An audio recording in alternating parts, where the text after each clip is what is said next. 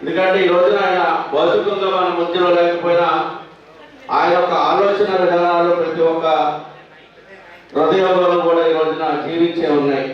అందుకని అత్యధికంగా 80% దాకా ఉన్నటువంటి బీసీలు కావచ్చు, ఎస్సీ కావచ్చు, ఎస్టీ కావచ్చు, మైనారిటీ వర్గాలు కావచ్చు, ప్రజలందరూ కూడా ఎక్కడైతే అన్నిటిలో మనం కలిసి ఉండాలి. బీసీలందరూ కూడా కలిసి మహాత్మా జ్యోతిబా ఫూలే బీసీ ఐక్యత సాధిస్తాం ఫూలే ఆశయాలను సాధిద్దాం ఫూలే ఆశయాలను. జై బీసీ.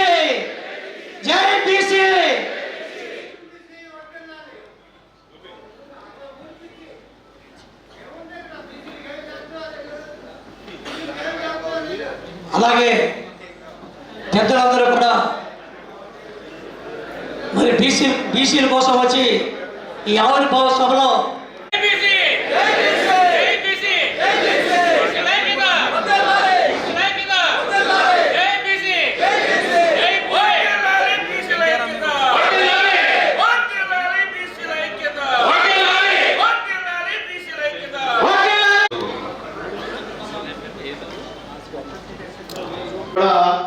వీళ్ళందరికన్నా ముందు పుట్టినటువంటి వీళ్ళందరికీ ప్రథములుగా ఉన్నటువంటి మహాత్మా జ్యోతిబా ఫూలే యొక్క జయంతి వేడుక ఒక దిక్సూచిగా వెలిగి ఈ రోజున వారి చిరస్మరణీయులుగా మనందరం కూడా ఇవాళ వారిని స్మరించుకుంటా ఉన్నాం.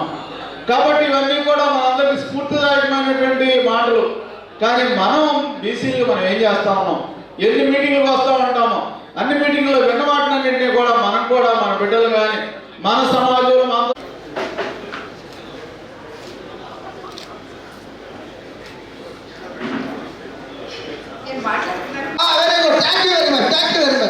సమయం లేదు, ఇంకా చాలా చెప్పాలి. నెక్స్ట్ మీటింగ్ లో చెప్తారు. విజయవాడలో మీటింగ్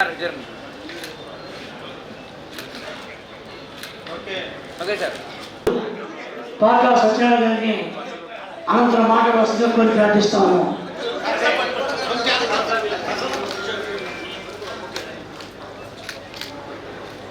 వర్ధిల్లాలి బీసీల ఐక్యత. వర్ధిల్లాలి బీసీల ఐక్యత.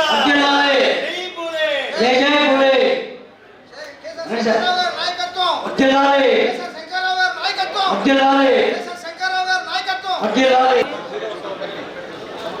పార్కా సత్యనారాయణ గారు